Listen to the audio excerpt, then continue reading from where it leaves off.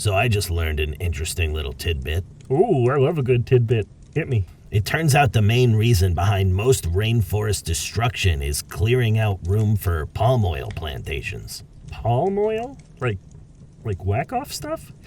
I mean, no, it's not for that, although I guess technically any oil could be. I once used Castrol GTX in a pinch. That's horrific.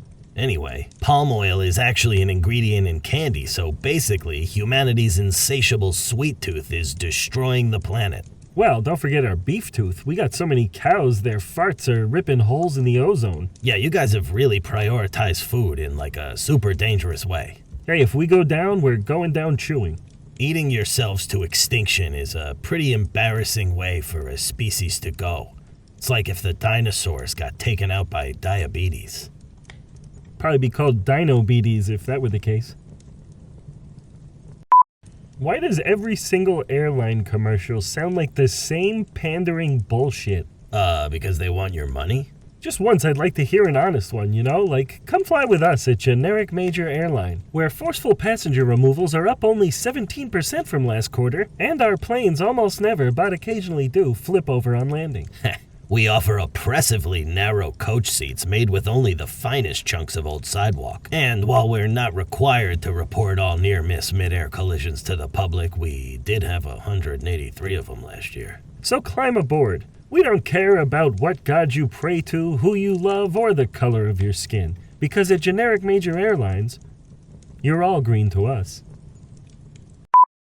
You know there's like several series out about the downfall of Diddy? Already? Right? The man is currently mid-downfall and we're just cranking out documentaries. It is fun to say, though. The downfall of Diddy.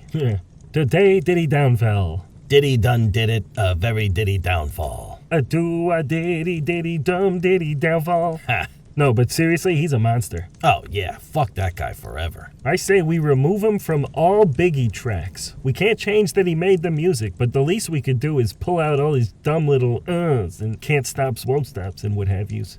I was petitioning for that long before these allegations. But for sure, now that we know he's a deviant scumbag in addition to being a massive hack, I said we make it happen. The great Diddy wipe. Diddy-free reissues for all. We should get Rick Rubin on the horn. He seems like the kind of guy that could put this thing in motion. Diddy. That's a dumb fucking name, too.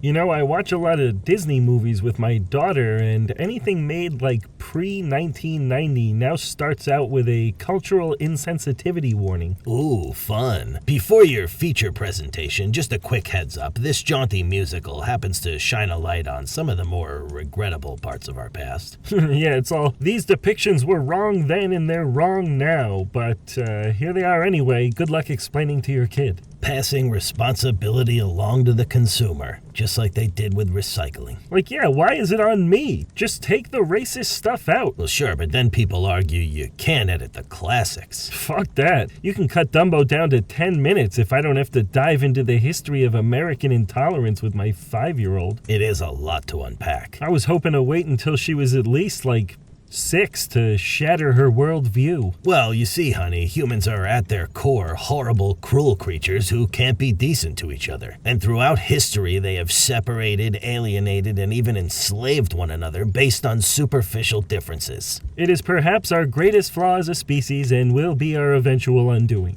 And that, kiddo, is why those crows are not funny. What's a good name for like a classic prog rock band? Oh, okay. Tortoisefoot. Modern Giant. The Heft. Wax Thunder. Dakota. Emerald City Broadcasting. Jackie McFly's Warptopus. Ha! Oh, how about this? How about just maybe with a period at the end? Yep, love it. My kid came home with a book from one of those little libraries in the neighborhood. Oh, nice. I love those things. Sometimes I nap in them. I swear to you, she picked the oldest, creepiest children's book I have ever seen. Creepier than Goodnight Moon? Much. It's called The Disconsolate Owl, and scrawled on the inside cover in what looks like century-old quill pen children's handwriting is the name Edith Nellie Stebbins. What? You should not have brought that into your home. Yeah, I'm not usually one to believe in that kind of stuff, but my first thought was like, oh, this is absolutely how you get haunted. A24 might want to option this with sequel rights. What's the book about? What, you think I read it? Are you nuts? I just lied and told my daughter it was written in Hungarian. I've always thought good parenting was based on well-placed lies. Then when she went to bed, I came out here and threw it on the fire. I swear I heard it scream. God, that wasn't tonight, was it? I'm not trying to breathe in the essence of pure evil over here. Nah, that was yesterday. I'm sure any lingering malevolence has dissipated. How long would teleportation technology have to exist before you'd try it? I'm gonna need to see at least 10 years of accident-free teleporting before I get in one. A whole decade? You're gonna break me down on a molecular level and piece me back together somewhere else? Fucking how? I guess that's a fair question. What if something goes wrong? You worried it'll turn you blue like Nightcrawler? No, I'm more worried about coming through the other side with my dick growing out of my back. Nah, you can still go swimming in public. People would just think it's a little skin tag. Oh yeah, very funny. People would think it's a huge skin tag. Is that better? I'm just saying, teleporting is nice in theory, but even the slightest error could ruin your life. One tiny change to my structural makeup and suddenly I'm attracted to horses and now I gotta deal with that. Sure, blame it on the teleporting. Or what if it sends me to the wrong city and then teleporting gets banned and I can't get home? What, I just live in Orlando now? I'd rather have a dick on my back. I have never understood the saying, screwed the pooch. Like, where did that come from? That's a good question, actually. I mean, I know it means you messed up. Yeah, but what a bonkers way of saying that. Like, boy, you really fucked my dog on this one. What? No, I didn't. Well, proverbially you did. Well, and like, who was the first one to say it? Who do we attribute this quote to? Probably Mark Twain. You know what? That sounds right. But like, back when he was still going by Samuel Clemens. Ah, wise words of the classic American everyman.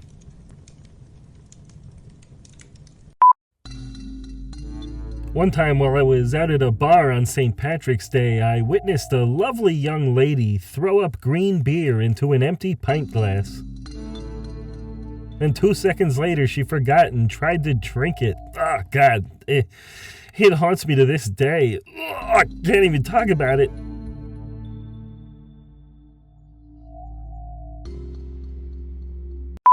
I think one of the weirdest parts about being a new parent was everyone making a different version of the same corny joke, which is basically like, hey, enjoy it now. Eventually she'll hate you. What?